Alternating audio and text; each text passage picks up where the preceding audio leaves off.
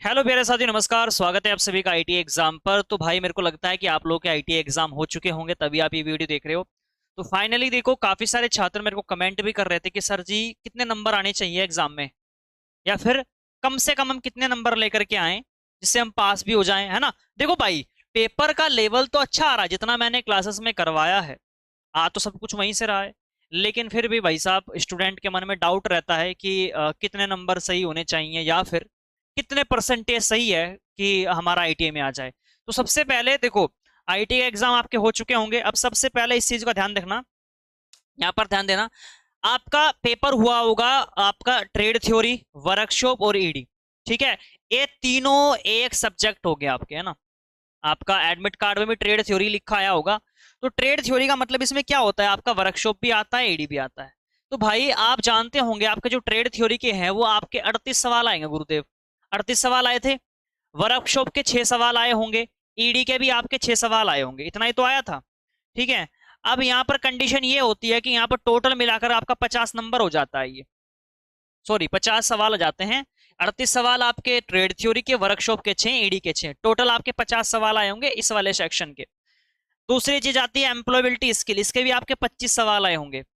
तो मैं ओवरऑल अभी यहाँ पर बताने वाला हूँ कि आपके कितने नंबर आपके एक्यूरेट सही होने चाहिए, जिससे आप पास कर जाओगे। देखो, ट्रेड थ्योरी, वर्कशॉप, ईडी, इन तीनों में ऐसा नहीं है कि आपको अलग अलग पास होना पड़ेगा। मैंने बताया इन इन तीनों को जोड़ करके आपके 50 सवाल होते हैं। 50 सवाल में से अगर आपके 50 सवाल में से अगर आपके 17 सवाल बिल्कुल सही है, ठीक है, अगर आप 17 सवाल बिल्कुल सही करके आए हो इस वाले सेक्शन में, तो आप पास हो। ये होता है मिनिमम क्राइटेरिया। यानी कि 100 में से आपके लगभग लगभग 33 नंबर आने चाहिए पास के लिए। तो मैंने ओवरऑल बता दिया आपको कि 50 सवाल आप 50 सवाल आए होंगे ये वाले सेक्शन के। 50 में से 17 सवाल अगर करके आए हो ना, तो मामला फिट है, आप पास हो नॉर्मली। अब एम्प्लॉयबिलिटी स्किल में भी गुरुदेव अलग से पास होने की आपको आवश्यकता पड़ती है। अब एम्प्लॉयबिलिटी स्किल में से भी अगर आप 9 सवाल सही करके आए हो पेपर में, तो आप नॉर्मली पास हो। तो ये तो मैंने आपको बता दिया पासिंग वाला मामला, कि लगभग लगभग इतने परसेंटेज आपके होने चाहिए, आप जनरली आप पास हो सकते हैं। यानी कि लगभग 50 में से आपके वही आपके 18 नंबर होने चाहिए, तब जाकर के आप पास हो जाओगे। ठीक है, नॉर्मल 17-18 नंबर होने चाहिए, कोई इशू की बात नहीं है। 17 नंबर भी आएंगे तो भी आप पास हो जाओगे। मैं 17 भी यहाँ पर लिख देता हूँ, नो इशू। ठीक है। तो अब यहाँ पर इस चीज का ध्यान रखना।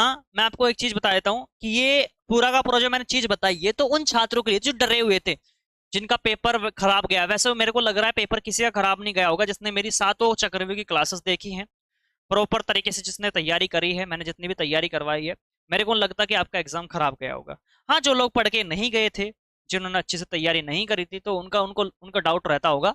तो उनके लिए मैंने बता दिया कि भैया इतना इतना परसेंटेज होना चाहिए। अब नॉर्मली आईटीआई में कितना नंबर आना चाहिए, तो भाई मेरा तो मामला ये है, भाई 80% से तो हमेशा ऊपर ही रहना चाहिए। देखो, 80% से तो हमेशा ऊपर ही रहा करो अगर आप चल रहे होता है ना।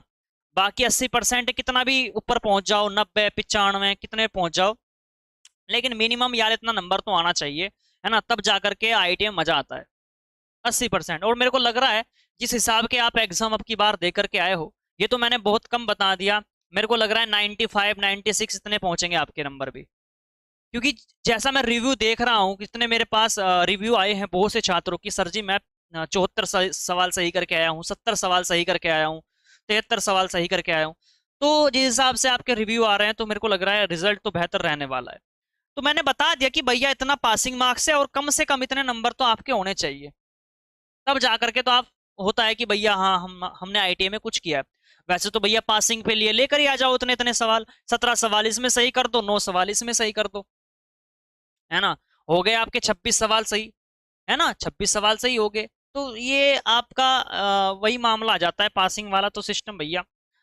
तो 150 नंबर का आपका पेपर है, 150 नंबर का पेपर आता है आपका सीबीटी का। लेकिन आपकी जो परसेंटेज बनाएगा, वैसे तो जो आपकी परसेंटेज बनती है मेन, जो आपकी परसेंटेज बनती है वो बनाता है आपका प्रैक्टिकल एग्जाम के नंबर और सेशनल एग्जाम के नंबर। मेन परसेंटेज तो आपकी वही बनाएंगे, है ना।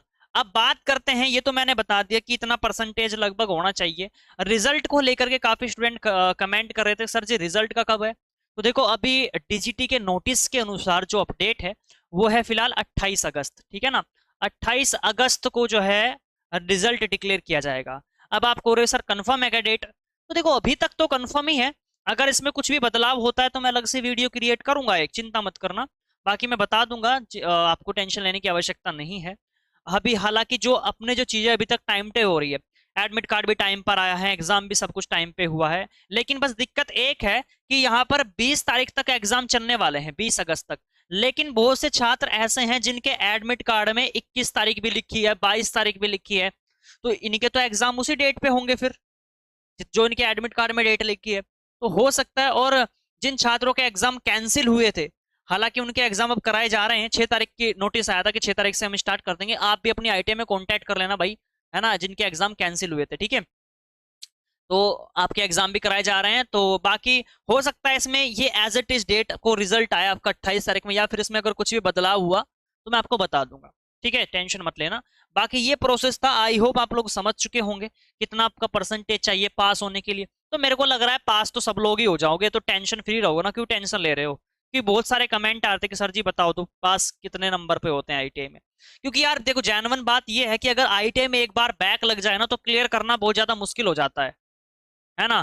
कहीं कहीं साल की बैक रुक जाती है तो फिर दिक्कत होती है, तो बैक तो नहीं लगेगी, चिंता मत करो।